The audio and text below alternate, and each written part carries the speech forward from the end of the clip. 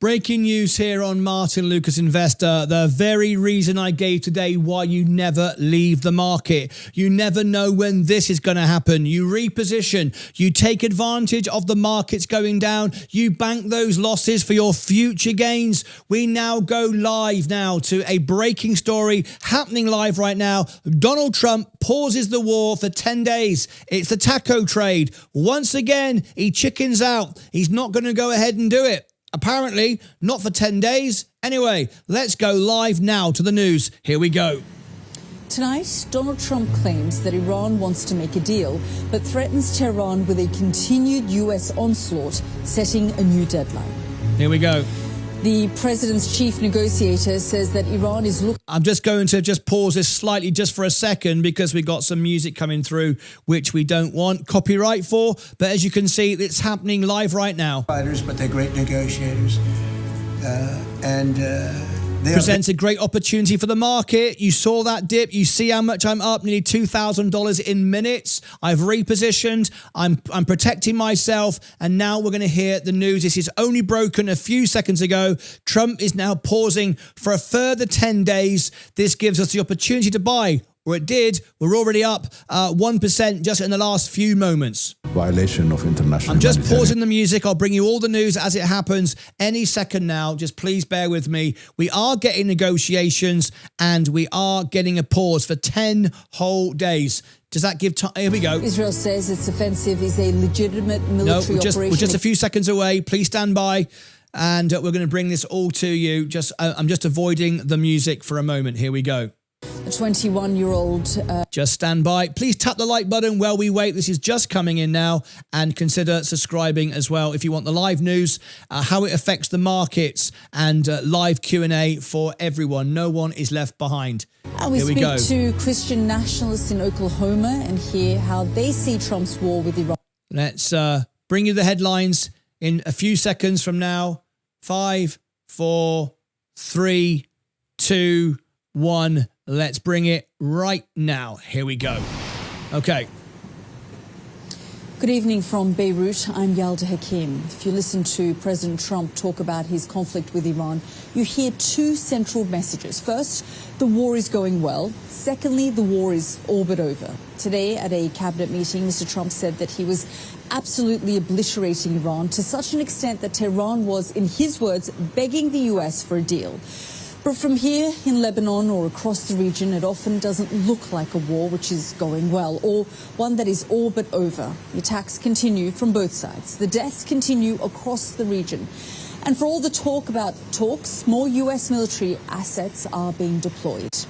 In the last hour, a new Trump deadline, with the president posting on social media that he was imposed a new 10-day deadline for Iran to accept a deal, with the threat of attacks on Iran's power plant still hanging. The term taco, Trump always chickens out, is now becoming almost common currency. But if he doesn't this time, then it may become hard for him to defend escalating a war he claims is already won. Here's our US correspondent David Blevins. They're firing tomahawks, but they're talking too. So says the commander-in-chief. They are begging to make a deal, not me. They're begging to make a deal. Nearly 4 weeks into this war, he claims Iran is signaling its intention to negotiate. Now that the United States has removed Ayatollah Ali Khamenei. The supreme leader wasn't so supreme, no longer with us. It's very sad. The president's special envoy seems optimistic.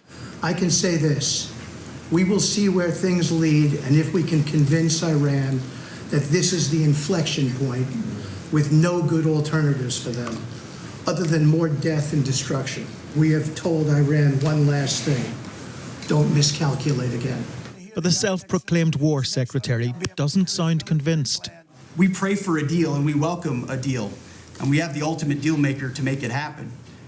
But in the meantime, as I said yesterday, the Department of War will continue negotiating with bombs. And the president doesn't sound like a man under pressure. I mean, I read a story today that I'm desperate to make a deal. If I was desperate, he'd be the first to know me. Let's get the hell out of there. I'm the opposite of desperate. I don't care. So the bombs continue to drop. It's a military triumph, they say, and one of their own making.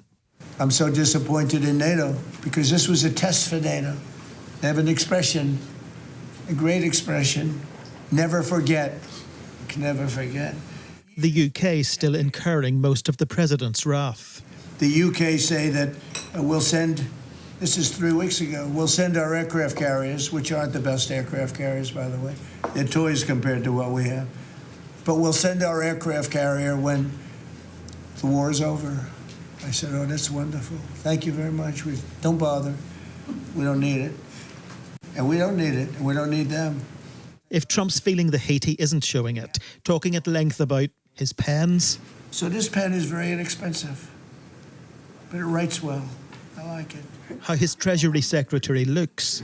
I'm looking at this guy. He's central casting. Even the glasses are perfect. Where do you get those glasses? And how long he'll wait for a breakthrough. In Trump time, a day, you know what it is? That's an eternity. No rush then for Donald Trump's war cabinet. David Blevins, Sky News in Washington. There we go. And David joins us live from Washington now. And David, on Monday, he gave Iran a 5-day deadline. And now, of course, that deadline was supposed to come to an end tomorrow. He's now extended it for another 10 days. I guess the question is this Donald Trump buying time, waiting for those Marines to arrive? Yes.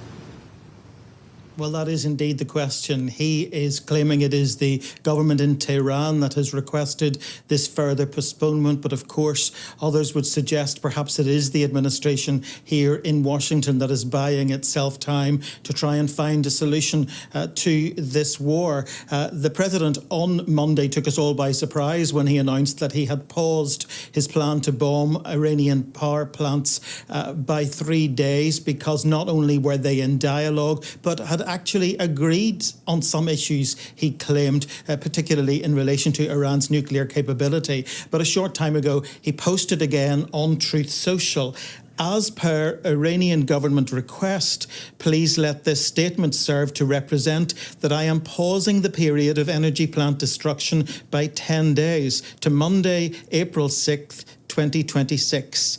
At 8 p.m. Eastern Time.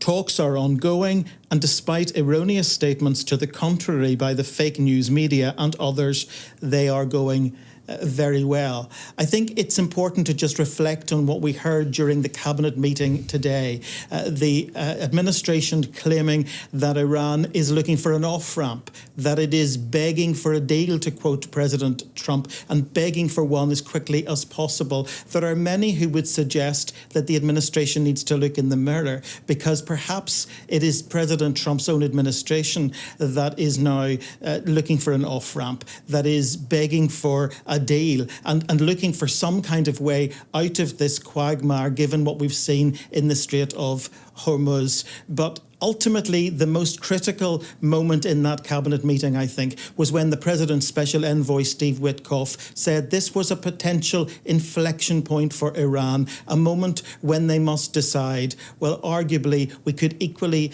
be approaching a moment when Donald Trump's own government must decide if it's going to call a halt to this war or actually put troops on the ground.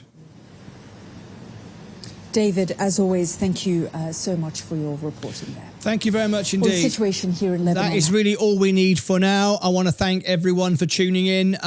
This is why you remain in the market. You never know when things are going to change. We've got a pause.